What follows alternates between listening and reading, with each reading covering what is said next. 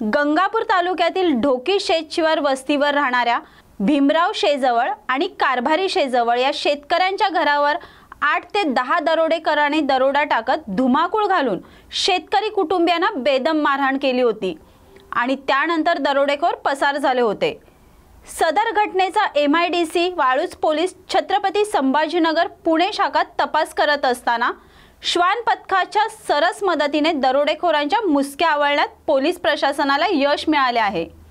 दरोडा टाकणाऱ्या 7ही आरोपींना जेरबंद केले आहे। 7ही आरोपी MIDC वाळूज पोलिसांच्या ताब्यात असून पुढील तपास MIDC वाळूज पोलीस करत आहेत। एवढ्या कमी वेळात दरोडेखोर यांना शोधून काढून कारवाई करण्यात यशस्वी झाल्याबद्दल वाळूज पोलीस प्रशासनाचे विशेष कौतुक। या बातमीचा आढावा घेतला आहे आमचे प्रतिनिधी गजानन राऊत यांनी।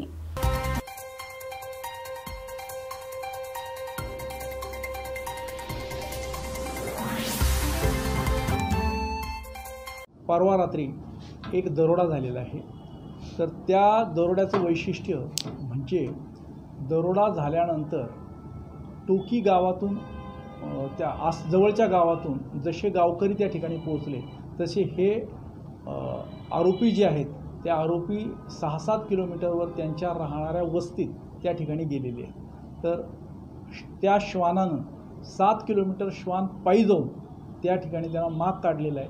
त्याच्यामुळं तो गुन्हा उघडकीस आलेला आहे। एकूण किती आरोपी अटकेत आहेत? अद्याप तो 7 आरोपी अटक आहेत। यवतमाळ जिल्ह्यातील उमरखेड पंचायत समितीचा मनमानी कारभार करत असल्याची ग्रामसभेची तक्रार दिनांक 10 सप्टेंबर 2024 ते 16 एप्रिल 2005 येथील कर्तव्यदक्ष गटविकास अधिकारी यांनी सचिव सरपंच यांच्यावर कार्यवाहीचे पत्र काढण्यास तब्बल 7 महिने लावले। या तक्रारीच्या संबंधित गटविकास अधिकारी पंचायत समिती उमरखेड यांच्याकडे 18 चक्रा मारल्या आणि त्यानंतरही घटक अधिकारी साहेबांची भेट घेऊन अभ्यास रजिस्टरची मागणी केली असता रजिस्टर तेथे उपलब्ध नव्हते। त्यानंतर गटविकास अधिकाऱ्यांनी पत्र काढले। ग्रामसभेमधले काही मुद्दे उपस्थित करत असल्यामुळे ग्रामसभा देखील घेतली नाही।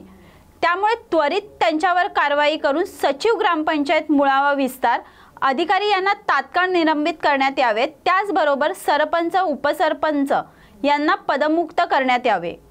गटविकास अधिकारी हे AC मध्ये बसून काम पाहतात, यांच्यावर शिस्तभंगाची कारवाई करण्यात यावी अशी मागणी यावेळेस केली आहे। या बातमीचा आढावा आमचे प्रतिनिधी संतोष आडे यांनी घेतला आहे।